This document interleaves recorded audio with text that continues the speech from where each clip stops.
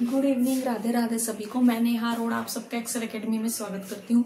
Students, जैसे कि हम 10th क्लास में कंट्रोल एंड कोऑर्डिनेशन का चैप्टर हमने स्टार्ट किया था और लास्ट टाइम मैंने आपको बताया था कि कैसे मसल्स के थ्रू हमें मैसेज कन्वे होता है। स्पाइनल कोड हमें मैसेज देता है जब कोई इमीडिएट रिस्पॉन्स देना हो या कोई बहुत ज्यादा इमरजेंसी हो जिसमें हमारा नुकसान हो सकता है, तो उसमें हमारा ब्रेन हमें मैसेज नहीं देता कि हमें क्या करना है, स्पाइनल कोड ही मैसेज देता है। लेकिन स्पाइनल कोड वो मैसेज बाद में ब्रेन को बता देता है, उसकी मेमोरी में डाल देता है ताकि वो फ्यूचर के लिए सेव हो जाए। क्लियर? तो आज हम कर रहे हैं रिफ्लेक्स आर्क। रिफ्लेक्स आर्क क्या होता है स्टूडेंट्स? वो पाथ जिसके थ्रू रिफ्लेक्स एक्शन होगा।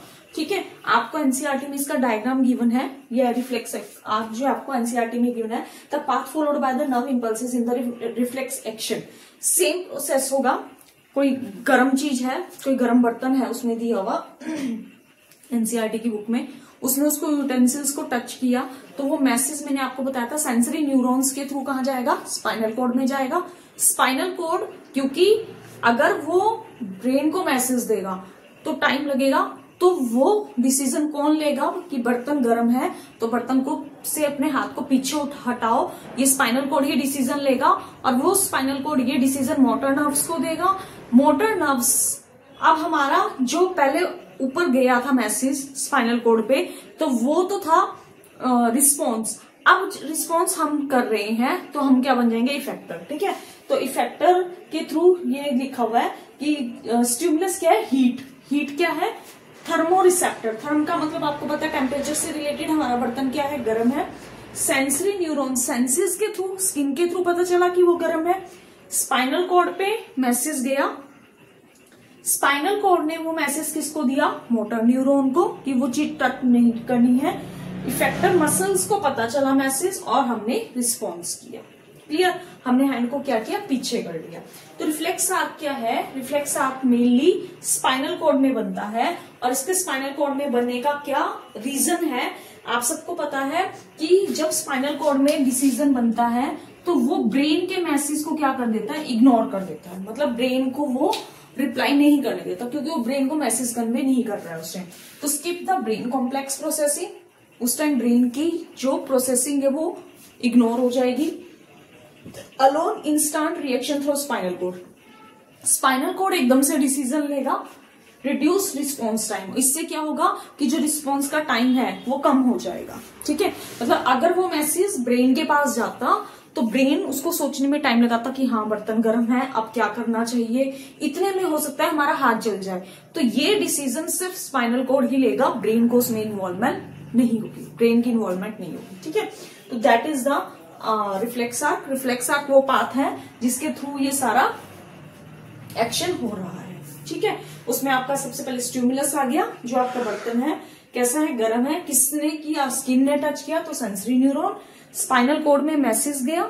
स्पाइनल कोड में आपको पता है स्पाइनल कोड और ब्रेन के बीच में क्या थी? नर्व्स थी, उनको हम क्या बोलते थे? Relay nerves. ठीक है, तो इंटर न्यूरॉन्स हो गए वहां पर। फिर मोटर नर्व्स को मैसेज मिला स्पाइनल कोड से, इफेक्टर का काम किया, मसल्स को मैसेज मिला और मसल्स ने हमने क्या रिस्पॉन्स किया? अपने हाथ को पीछे कर लिया। तो क्या स्पाइनल जो रिफ्लेक्स आर्क है वो मेनली कौन कर रहा है? स्पाइनल कोड कर रहा है। स्पाइनल कोड होने का क्या फायदा है? एक तो जब स्पाइनल कोड वर्क कर रहा है तो ब्रेन को कंसीडर नहीं करेगा, ब्रेन की कोई प्रोसेसिंग नहीं होगी। ठीक है, काम जो है वो जल्दी हो जाएगा, मतलब टाइम रिड्यूस हो जाएगा और साथ में आपका एकदम से डिसीजन हो जाएगा।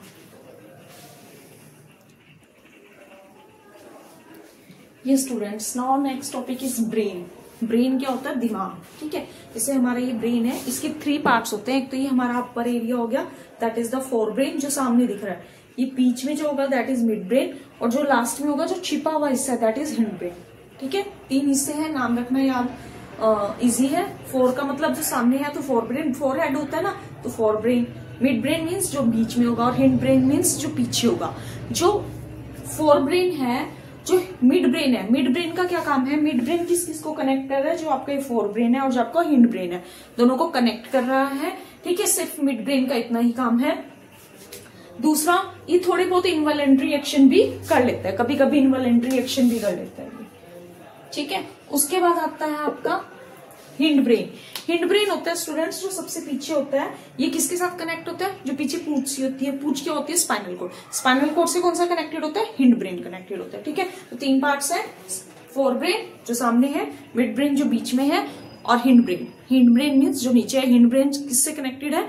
स्पाइनल कोड से। और मिड ब्रेन किसको कनेक्ट कर रहा है? फोर ब्रेन और हिंड ब्रेन को। ठीक है, अब सबसे पहले आता है आपका फोर ब्रेन। तो फोर ब्रेन, अगर आपको क्वेश्चन आ जाए कि सबसे बड़ा पार्ट कौन सा ब्रेन का, तो सबसे बड़ा पार्ट कौन सा जो हमें सामने नजर आ, that is the forebrain, mainly thinking part of the brain. अब इसमें सबसे ज्यादा जो हमारा थिंकिंग का काम है वो कौन करता है? फोर ब्रेन करता है। ठीक है, तो उसके हमारे वैसे 3 पार्ट्स हैं, सेरिब्रम, थैलेमस और हाइपोथैलेमस। ठीक है, लेकिन जो आपकी एनसीईआरटी है उसमें सिर्फ आपको हाइपोथैलेमस और सेरिब्रम इज गिवन। तो जितनी भी हमारी सोचने का काम है, मेमोरी का काम है, थिंकिंग का काम है, रीजनिंग का काम है, चलने का काम है, बोलने का काम है, स्पीच का काम है, कहीं आपने राइटिंग का काम है, ठीक है, तो इन सब काम में आप क्या कर रहे हो? सोच रहे हो। तो that will come in the fore brain. ठीक है, ये सारा किस में आएगा? आपके इमोशंस हो गए, आपके इंटरप्रिटेशन होगी, ये सब किस में आएगा? आपका फोर ब्रेन में आएगा। तो आपको आई थिंक समझ में आ गया होगा fore brain, mid brain, hind brain.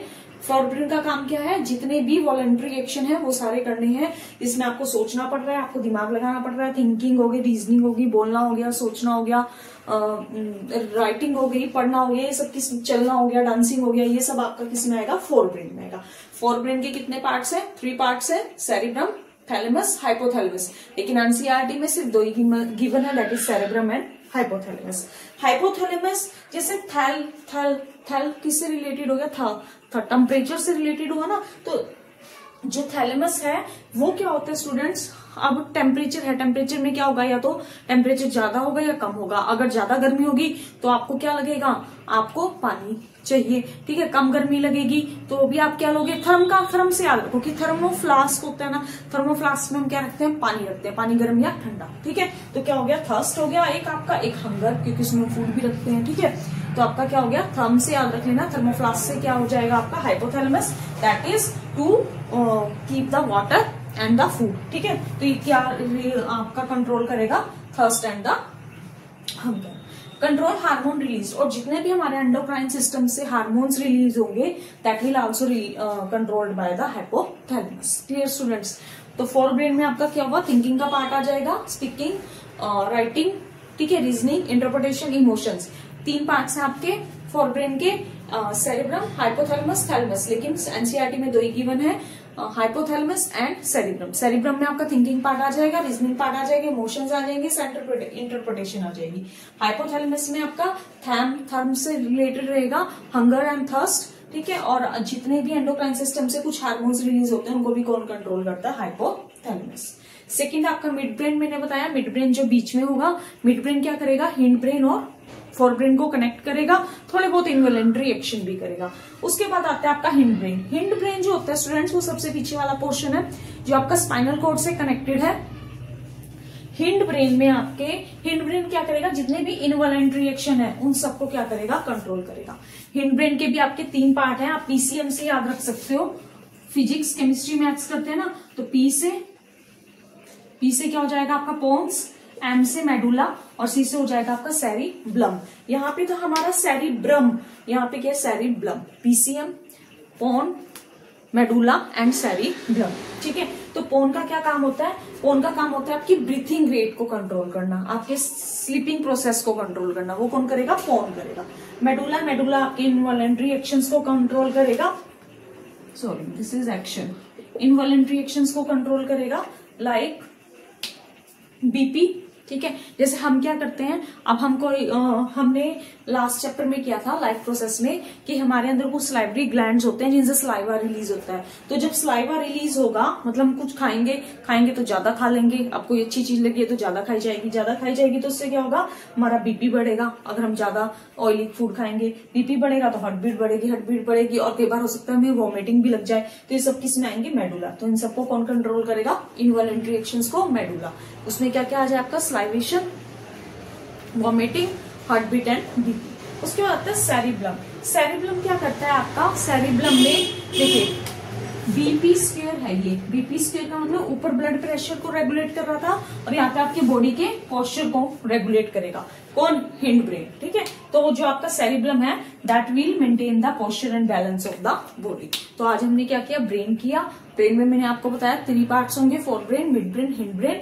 Fore brain सबसे बड़ा पार्ट होगा, सबसे आगे दिखेगा, उसके भी 3 पार्ट्स हैं, लेकिन एनसीईआरटी में 2 ही गिवन है, सेरिब्रम एंड हाइपोथैलेमस। सेरिब्रम जो है वो सारे वॉलंटरी एक्शंस, जैसे आपके थिंकिंग के, राइटिंग के, स्पीकिंग के, वॉकिंग, जिसमें भी आपको सोचना पड़ रहा है, that will control by cerebrum. Hearing, ठीक है, इमोशंस, इंटरप्रिटेशन। हाइपोथैलेमस थर्म से रिलेटेड पानी और thirst, hunger and thirst, that will come in this, और कंट्रोल करेगा कुछ एंडोक्राइन हार्मोन्स, एंडोक्राइन सिस्टम से जो हार्मोन्स रिलीज होंगे उनको। उसके बाद मिड ब्रेन का काम सिर्फ इतना ही है कि वो फोर ब्रेन और हिंड ब्रेन को कनेक्ट करेगा और कुछ इनवॉलंटरी एक्शंस भी करेगा।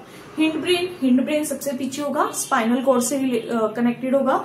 उसमें आपके 3 होंगे, पीसीएम, pons, cerebellum and medulla. Pons का क्या काम है, पोन्स का काम है स्लीपिंग साइकिल को और ब्रीथिंग रेट को कंट्रोल करना। उसके बाद मेडुला इनवॉलंटरी एक्शंस करेगा, जैसे बीपी को कंट्रोल करेगा, हार्ट बीट को करेगा, स्लाइवेशन और वोमिटिंग का काम करेगा, उनको कंट्रोल करेगा। सेरिब्लम जो है, सेरिब्लम इनवॉलंटरी एक्शन, जो कि हमारी बॉडी के पोस्चर को मेंटेन करेगा या बैलेंस करेगा। तो बीपी स्क्वायर का मतलब क्या हुआ यहाँ पे, हिंड ब्रेन में एक बार तो बीपी को कंट्रोल करेगा, ब्लड प्रेशर को, और दूसरी बार ये क्या काम करेगा, हमारे बॉडी के पोस्चर को, हमारी बॉडी के बैलेंस को बनाए रखने में हेल्प करेगा। Thank you. Share the video with others. Follow and like. Thank you.